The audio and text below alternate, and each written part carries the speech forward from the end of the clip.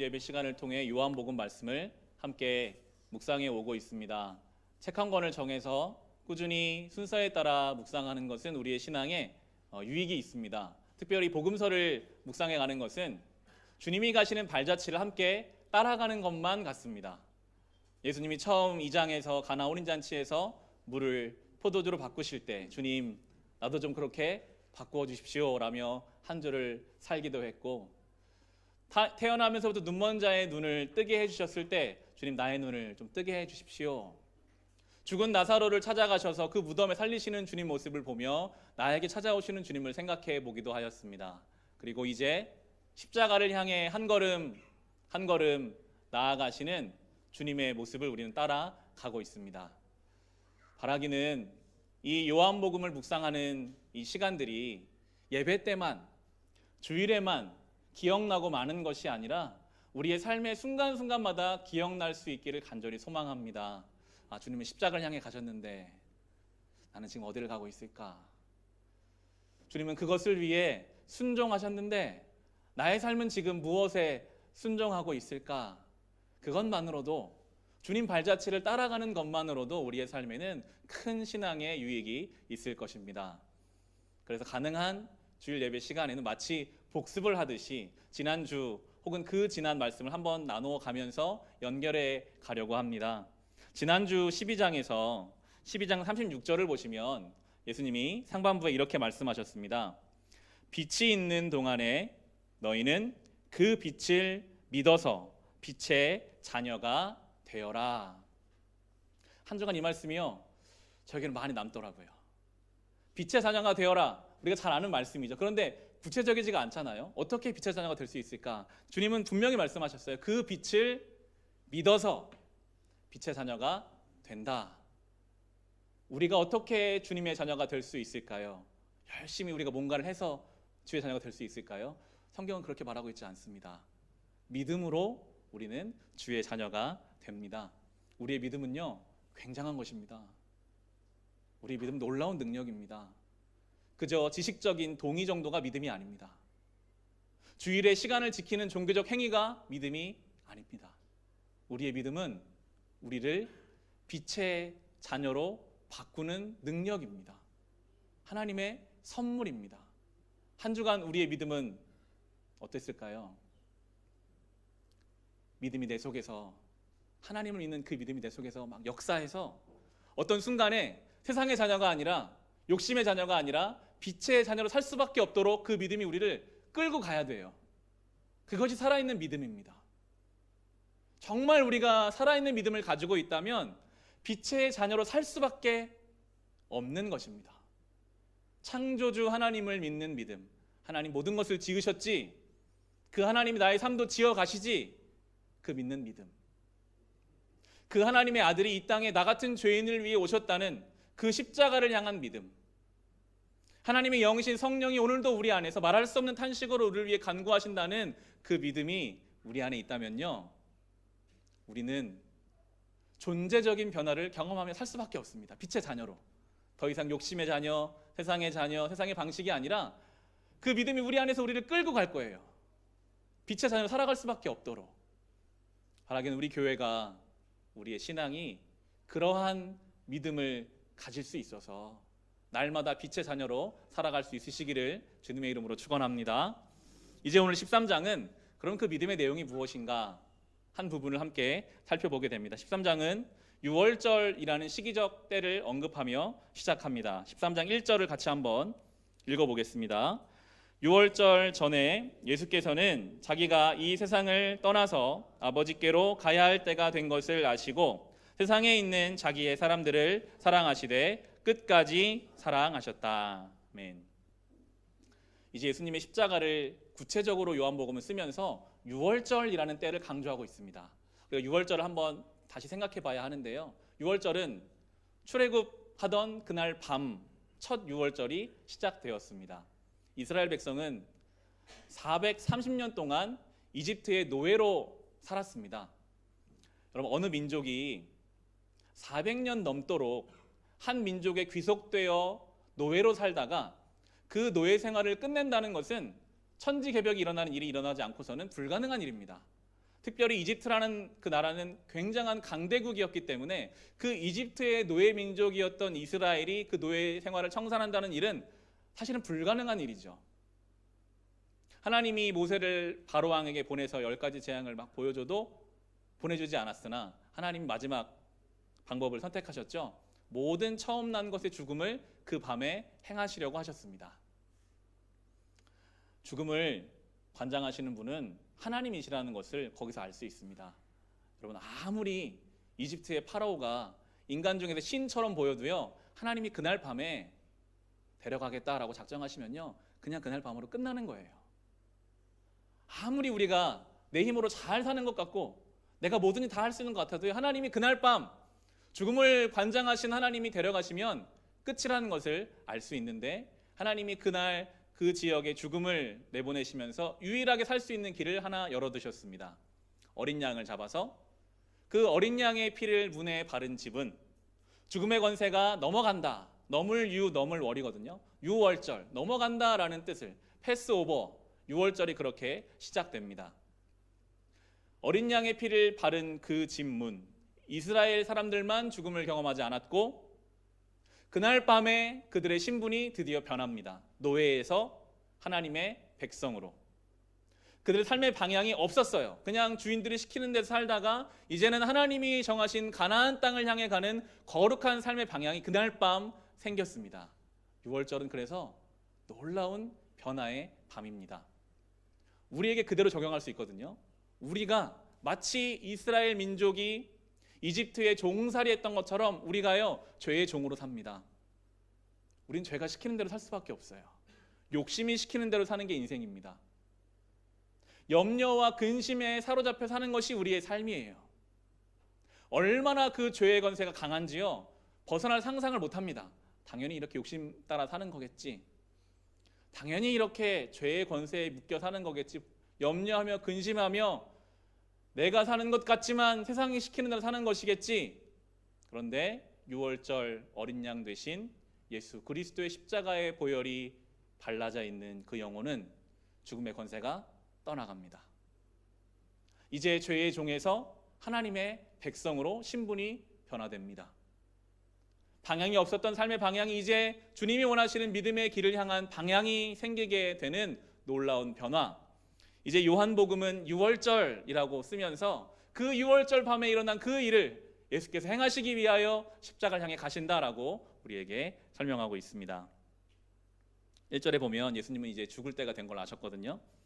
세상을 떠나서 아버지께로 가야 할 때가 된 것을 아시고 6월절 어린 양이 죽어야 되잖아요. 예수님이 본인이 6월절 어린 양이시라는 것을 아셨어요. 그리고 예수님은 죽을 준비를 하십니다.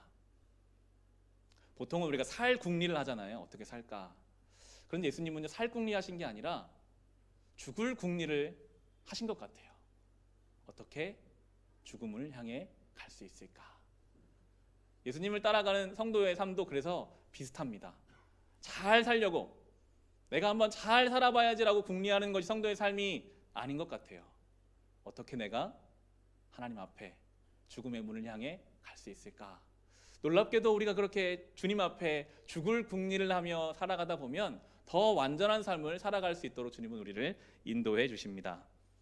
예수님의 삶이 이제 정말 며칠 남지 않은 상황이었습니다. 여러분의 삶이 한 일주일 남았다라는 것을 아신다면 여러분 무엇을 하시겠습니까? 아마 그때 내가 가지고 있는 가치관이 드러날 거예요. 숨겨놓고 있었던 나의 욕망이나 생각들이 드러날 겁니다. 예수님은요, 오늘 성경의 표현에 따르면 사랑하셨습니다. 죽을 날이 얼마 안 남았는데 예수님은 자기의 사람들을 사랑하시되, 오늘 설교 제목처럼 끝까지 사랑하시는 예수님의 모습을 우리는 오늘 보게 됩니다. 성경은 자기의 사람들이라고 제자들을 설명하고 있지만 이 자기의 사람들이라고 불린 12명 중에 가룟 유다는 어떤 사람입니까? 예수님을 이제 좀 있으면 돈 받고 팔 배신자였어요. 가룟 유다는 적극적으로 예수님을 배신했지만 나머지 11명은 어땠습니까? 그들은 예수님 잡혀갈 때 결국 도망간, 다 똑같은 사람들이었어요. 그런데 예수님은 성경의 표현에 끝까지 사랑하셨습니다. 예수님이 그 제자들이 사랑스러워서 사랑하신 게 아니에요. 사랑받을 만해서 사랑하신 게 아니었어요. 그들이 어떻든 간에 그들이 예수님 배신할 것을 아시지만, 믿음이 없고 의지가 없어 도망갈 것을 아시지만, 그럼에도 그들을 끝까지 사랑하셨습니다. 그것이 주님 이 땅에 오신 사명이었거든요. 사랑하는 삶. 그것이 십자가입니다. 조건 없는 사랑. 그 사랑이요, 생명을 만들었어요. 그 사랑이 능력이 됐습니다. 그 사랑이 모든 것을 뒤집는 하나님의 방법이 됩니다. 이것이 또한 성도의 부르심입니다. 여러분, 우리도요, 주님께 가는 그날까지 사랑하는 삶으로 부름받았습니다. 사랑할 만한 사람만 사랑하는 게 아니라 당장 나를 배신할 것 같은 그 사람도 사랑하라고 주님이 오늘 우리를 부르고 계십니다. 우리 교회 성도 한 분이 그런 얘기를 하시더라고요. 남편은 로또 복권과 같아요 라고 이야기하시는 거예요. 참 남편을 잘 만나셨나 보다. 근데 그게 아니라 로또 복권이 안 맞는 것처럼 어찌나 이렇게 안 맞고 안 맞아도 이렇게 안 맞을 수 있는지 남편하고 너무 안 맞아서 남편이 로또 복권 같다라는 이야기를 하시더라고요. 안 맞아요. 우리에게 사랑하라고 주신 사람들이 다 내가 사랑할 만한 모습만 가지고 있으면 참 좋을 텐데, 이상하게도 내 주변의 사람들은 내가 의지를 들어야 사랑할 수 있는 사람들이 많아요. 나랑 안 맞는 사람, 나를 아프게 하는 사람, 말 한마디를 해도 나를 힘들게 하는 그 사람. 그런데 예수님은 어떻게 사랑하셨습니까? 그럼에도 그들을 끝까지 사랑하셨어요. 갈 날이 얼마 남지 않았는데 우리가 주님의 뒤를 따르기로 작정하고 그 사람을 끝까지 사랑하잖아요. 억울하실 것 같죠? 분통이 터지실 것 같죠? 그 사랑의 자리에 생명이 자라납니다. 예수님이 그 길을 가셨기 때문에 생명이 되신 것처럼 우리가 제가 주님 뒤를 따라 볼게요. 저도 한번 끝까지 사랑해 볼게요. 안 맞아도 불편해도 그 사람을 사랑하기로 작정하고 우리 그 길을 갈 때 우리가 그 가운데 하나님 나라를 경험할 수 있고 하나님의 생명을 경험하게 하실 것입니다. 예수님은 그렇게 끝까지 사랑하셨습니다. 그런데 그 예수님의 사랑 바로 옆에는 가룟 유다를 통한 죄와 사망의 권세가 또 역사하고 있었습니다. 2절 말씀 보시면, 우리 2절 말씀 같이 한번 읽어보겠습니다. 저녁을 먹을 때에 악마가 이미 시몬 가룟의 아들 유다의 마음속에 예수를 팔아넘길 생각을 불어 넣었다. 같은 자리에 있었는데도, 예수님으로부터 이렇게 말도 안 되는 사랑을 받았는데도 유다의 마음에는 예수님을 팔아넘길 생각을 품고 있었습니다. 가룟 유다가 왜 예수님을 팔았을까?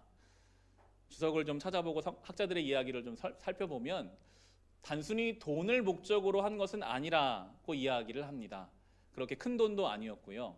아마도 유다는 예수님을 통해 바라는 어떤 바가 있었을 것입니다. 특별히 유다는 예수님이 좀 이 사회를 바꿔주시기를, 이 로마의 압제로부터 우리를 건져주시고 이 답답한 세상을 좀 좋게 만들어주시고 이 땅에 당장 눈에 보이는 다윗 시대와 같은 하나님 나라가 좀 세워졌으면 좋겠는데, 예수님을 1년, 2년, 3년을 따라다니다 보니 예수님은 그럴 마음 별로 없으신 것 같이 보여요. 예루살렘 성에 지금 올라왔는 사람들이 엄청 환호하잖아요. 유다 생각에 예수님이 조금만 마음 먹으시면 뭔가 될 것 같은데 예수님이 그 일 하지 않으시는 거예요. 아마도 유다는 예수님을 더 극한 상황에 몰아넣어서 좀 잡혀가시면, 상황이 어려워지면 본인을 구하기 위해서라도 뭔가 하지 않으실까. 유다는 예수님이 죽을 거라는 상상도 못했을 겁니다. 능력이 있는 분이셨으니까. 무리를 걸으시고 죽은 사람 살리시는 분이 로마 군사에 의해 죽을 거라는 상상을 못했겠죠. 자기가 원하는 바를 하나님을 통해 이루려고 한 사람이었습니다. 예수님이 가시고자 하는 방향에 관심이 없어요. 예수님이 하시고자 하는 바가 뭔지를 몰라요. 그저 내가 원하는 바를 그분을 통해 이루고자 하는 사람의 끝은 어떻습니까? 결국 스스로 목숨을 끊는 저주스러운 인생이 되어버리고 말았습니다. 우리는 늘 깨어 있어야 합니다. 늘 이 둘 사이에 우리가 있거든요. 예수님처럼 우리가 좀 은혜가 있을 때는 주님, 제가 한번 살아볼게요. 제가 한번 끝까지 사랑해 볼게요. 제가 주님 원하시는 길을 가볼게요 라는 마음도 우리 안에 있지만, 가룟 유다의 마음이 우리 안에 있어요. 하나님, 나 이것 좀 해주셔야 되는데요. 하나님 뜻은 전 모르겠고요. 지금 당장 이게 됐으면 좋겠어요. 그게 안 되면 심지어 예수님을 배신하고 예수님 반대편에 서는 그 악한 마음도 여전히 우리 안에 같이 있습니다. 그래서 우리는 깨어 있어야 하는 것입니다. 그럼에도 예수님은 주님의 길을 그냥 가십니다. 사랑의 길을 가십니다. 예수님의 사랑은 말로 하는 사랑이 아니었어요. 실천하시거든요. 세족식 장면이 이제 나옵니다. 3절부터 5절까지 말씀입니다. 같이 한번 읽어보겠습니다. 예수께서는 아버지께서 모든 것을 자기 손에 맡기신 것과 자기가 하나님께로부터 왔다가 하나님께로 돌아간다는 것을 아시고 잡수시던 자리에서 일어나서 겉옷을 벗고 수건을 가져다가 허리에 두르셨다. 그리고 대야에 물을 담아다가 제자들의 발을 씻기시고 그 두른 수건으로 닦아 주셨다. 예수님이 식사 중에 갑자기 일어나셔서 제자들의 발을 씻기시겠다라고 말씀하십니다. 지금도 발은 신체의 부위 중에 가장 좀 지저분한 부위이고 그 당시에는 더욱더 그랬기 때문에 발을 닦는 일은 가장 비천한 신분의 사람들이 하는 일이었습니다. 제자들이 이해를 못했죠. 왜 예수님이 저렇게 하실까? 이어지는 6절 7절에 보면 이렇게 베드로가 묻습니다. 시몬 베드로의 차례가 되었다. 이때 베드로가 예수께 말하였다. 주님이 내 발을 씻기시렵니까? 예수께서 그에게 대답하셨다. 내가 하는 일을 지금 내가 알지 못하나 나중에는 알게 될 것이다. 베드로는 이해를 못했어요. 왜 저러실까? 내 경험에는 저거는 예수님이 하실 일이 아닌데, 세상의 방식에는 예수님이 하실 일이 아닌데 왜 저러실까?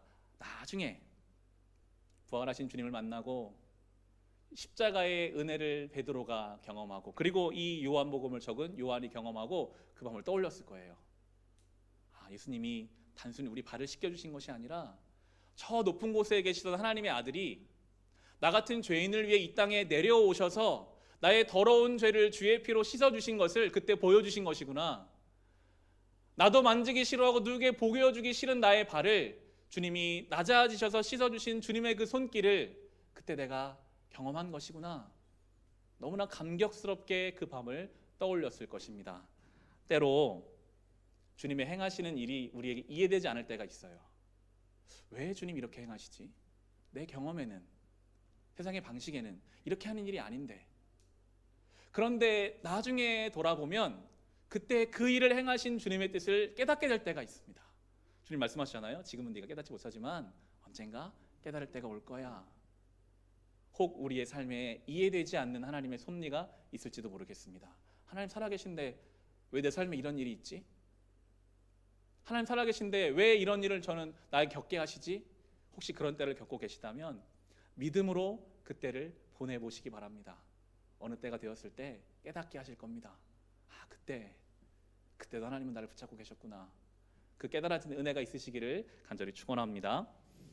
베드로는 깨닫지 못했기 때문에요. 처음에는 거부해요. 8절 보시면 베드로가 다시 예수께 말하였다. 아닙니다. 내 발은 절대로 씻기지 못하십니다. 예수께서 그에게 말씀하셨다. 내가 너를 씻기지 아니하면 너는 나와 상관이 없다. 예수님이 세게 말씀하세요. 발을 씻기지 않으면 너는 나와 상관이 없다. 이 말은 단순히 물로 발을 씻는 것이 아니라 앞으로 나아가서 예수 그리스도의 그 십자가의 보혈로 가장 더럽고 추악한 죄를 씻김 받은 자만이 주님과의 관계가 형성됨을 말씀하고 계십니다.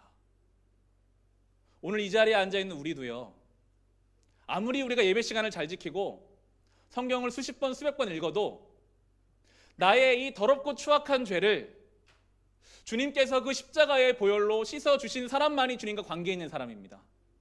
안 그러면요 그냥 좋은 이야기일 뿐이에요. 그냥 성인일 뿐이에요. 예수님은 바라기는 이곳에 앉아있는 우리에게 그 주님이 주의 그 귀한 보혈로 우리의 더러운 죄를 씻어주시는 경험이 있으시기를 바랍니다. 날마다 그 은혜를 생각하십시오. 그렇지 않으면 주님과 관계가 없는 사람이기 때문입니다. 13절 14절 말씀입니다. 너희가 나를 선생님 또는 주님이라고 부르는데 그것은 옳은 말이다. 내가 사실로 그러하다. 주이며 선생인 내가 너희의 발을 씻겨 주었으니 너희도 서로 남의 발을 씻겨 주어야 한다. 예수님은 귀한 분이셨고 예수님의 제자들은 예수님과 사실은 어울리지 않는 사람들이었습니다. 예수님 말씀도 이해하지 못했고 예수님을 배신했고 떠나갔습니다. 상종하면 안 되는 관계였어요. 세상적으로 보면 결코 조건이 맞지 않는, 그러나 예수님은 그들을 사랑해 주셨죠. 세상은요, 절대적으로 조건적인 관계만 만들어져 가는 우리는 시대를 살고 있습니다. 요즘 일본과의 관계가 좋지가 않잖아요. 안 좋을 수밖에 없죠. 역사적으로도 걸려있는 나라. 저도 이제 역사를 전공했었기 때문에 일본에 대한 인식이 당연히 별로 좋지는 않습니다. 점점 안 좋아지는 이 분위기 속에서 기도회 자리에 나올 때마다 마음에 부담이 되는 것은 우리나라 안에 어쨌든 간 우리의 이익과 배치되기 때문에 일본 땅을 향한 증오, 분노, 그들을 향한 혐오의 마음들이 점점 커지는 것 같아서 마음이 참 안 좋아지더라고요. 과연 예수님은 이 땅에 오셔서 막힌 담을 허무시는 분이셨는데 우리는 우리의 이익과 반대된다고 해서 그들을 향해 담을 세우고 그들을 향해 미움과 증오를 쏟아내는 것이 과연 하나님 보시기에 합당한 일일까? 일본과의 관계만이 그렇지 않습니다. 우리가 사는 모든 관계가요, 철저히 내 중심, 내 이익으로 조건적으로 맞춰가다 보면 그것과 반하면 미워하게 되고 담을 쌓게 되는 이 시대를 우리는 살아가고 있습니다. 성도들은 분별할 수 있어야 합니다. 과연 이 세상의 방식 속에서 주님 원하시는 길은 무엇일까? 미움과 다툼과 분열과 증오의 시대 속에서 주님 원하시는 길이 무엇인지를, 예수님께서는 자기를 배신할 제자들을 사랑하셨잖아요. 이제 몇 시간 뒤면 자기를 팔아넘길 가룟 유다의 발을 씻겨주세요. 제가 설교를 준비하며 주석을 좀 찾아보니까요, 12명의 제자 가운데 예수님이 누구의 발을 먼저 씻기셨을까 나오지 않잖아요. 베드로는 말씀으로 보면 중간 정도에 씻긴 걸로 나오게 되는데 어떤 해석이 있더라고요. 아마도 가룟 유다의 발을 가장 먼저, 가장 정성스럽게 예수님이 씻어주지 않으셨을까? 그의 발을 닦으면서 마지막이라도 돌이키기를 원하지 않으셨을까? 예수님 사랑은 그런 사랑이거든요.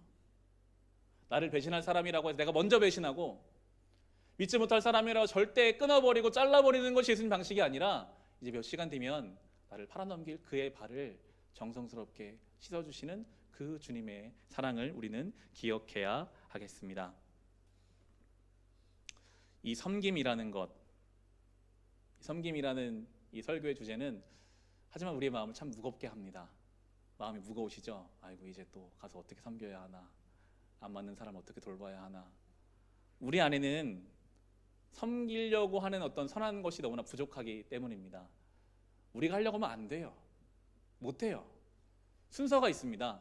오늘 성경에도 예수님이 먼저 그들의 발을 씻겨주셨고요, 그 주님이 씻겨주신 것을 경험한 사람들이 이제 후에 가서 그 일을 감당할 수 있게 됩니다.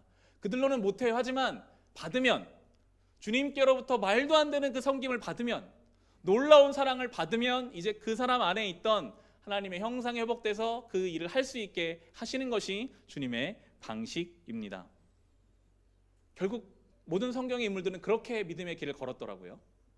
여러분, 어떻게 다윗이 골리앗 앞에 설 수 있었을까요? 다 무서워하는데, 모든 이스라엘 군사들이 무서워서 나가지 못하고 있는데 어떻게 다윗이 골리앗 앞에 당당하게 설 수 있었을까요? 다윗은요, 하나님을 경험한 사람이었거든요. 진지하게 하나님 만난 사람이었거든요. 그러니까 골리앗보다 하나님이 큰 걸 알기 때문에 그 앞에 설 수 있었어요.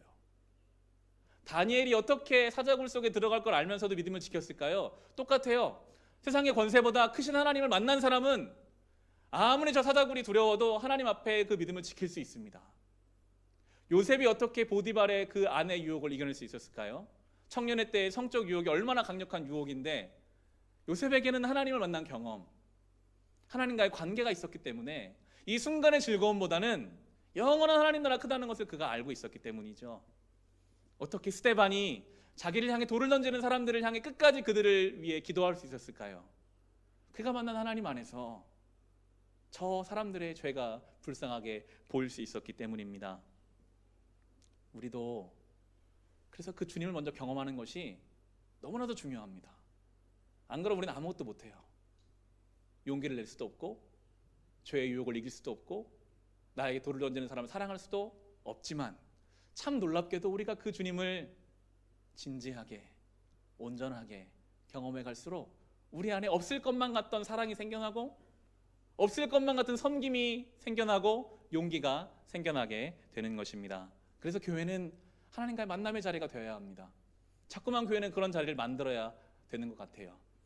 내일부터 2주 동안 특별 새벽 예배를 이제 드립니다. 저는 사실은 예배 앞에 특별자를 붙이는 것을 좋아하지 않았습니다. 예배는 날마다 특별한데 왜 특별 새벽 예배라고 할까?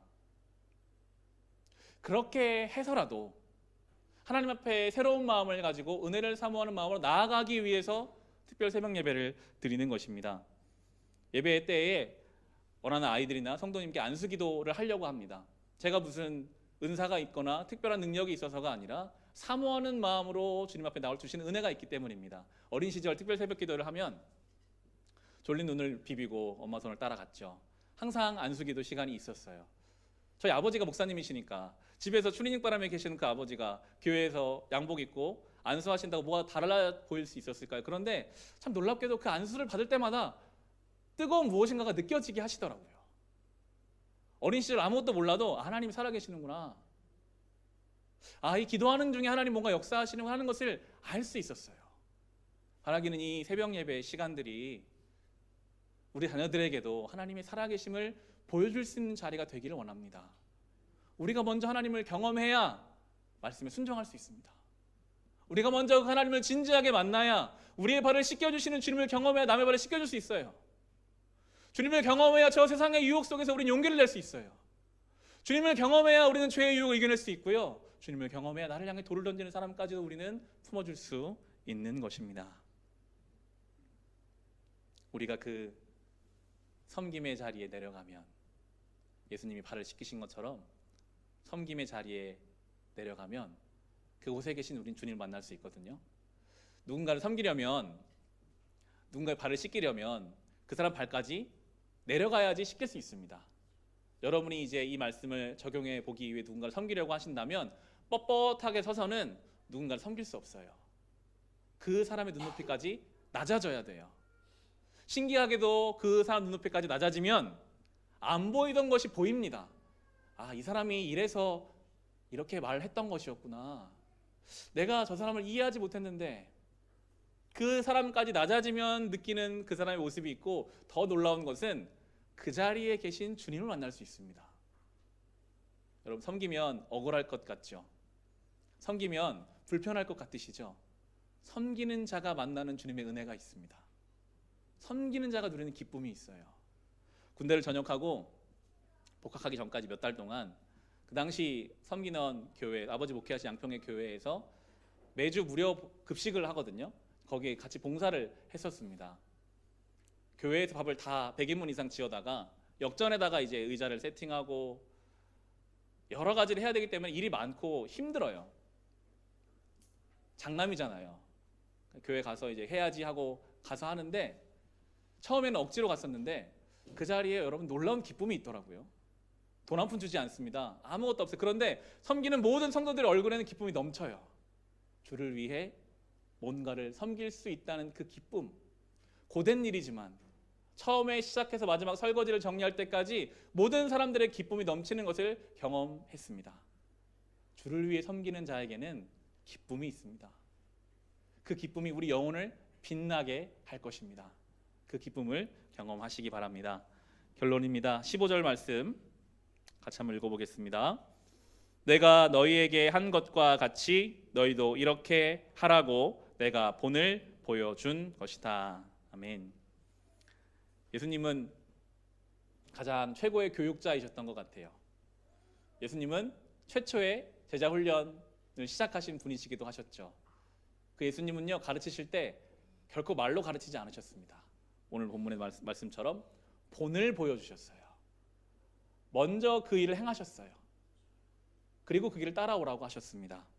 우리도 주님의 본을 따라 이제 우리의 뒤에 따라오는 누군가에게 이 믿음의 본을 보여줄 수 있어야 하겠습니다. 저희가 교회 확장을 하면서 영유아 예배실 만들어졌거든요. 영역 예배실에 이제 문구를 하나 넣으려고 하는데 제가 얼마 전 다녀온 세미나에서 교육에 관한 세미나를 들으면서 그런 문구를 접했습니다. 아이들은 가르친 대로 자라나지 않습니다. 아이들은 보여준 대로 자랍니다. 믿음의 본을 보여주세요. 라고 그 교회 영역실에 써 놓으셨다는 거예요. 그걸 보면서 이제 예배 자리에서 부모의 모습이 어떻게 아이들에게 전해질지, 예배 잘 드려라 말한다고 가르쳐지는 것이 아니라 예배자로 사는 부모의 모습이 그 아이에게 전달된다. 주님도 우리에게 본을 보이셨고요. 이제 우리도 누군가의 본이 되어야 합니다. 아무리 세상에 나가서 말로 예수를 전하려고 해도 우리의 삶이 따르지 않으면 예수를 전할 수 없습니다. 우리도 빛의 자녀로, 섬기는 자로, 복음을 소유한 자로 우리가 살아갈 때에 우리 주변의 많은 사람들에게 이 믿음의 본을 보이게 될 것입니다. 끝까지 우리를 사랑하시는 그 주님, 어쩌면 우리는 여기서 예배를 드렸지만 저 문 밖을 나가면 또 이전으로 돌아갈지도 몰라요. 그런데 놀라운 건 주님은 그런 나를 끝까지 사랑하신대요. 끝까지, 깨달을 때까지, 돌아올 때까지. 이 끝까지 사랑하시는 주님의 그 은혜를 누리시고 묵상하며 사랑의 본을 내가 할 수 있는 만큼 나타내며 살아갈 수 있으시기를 우리 주님의 이름으로 축원합니다.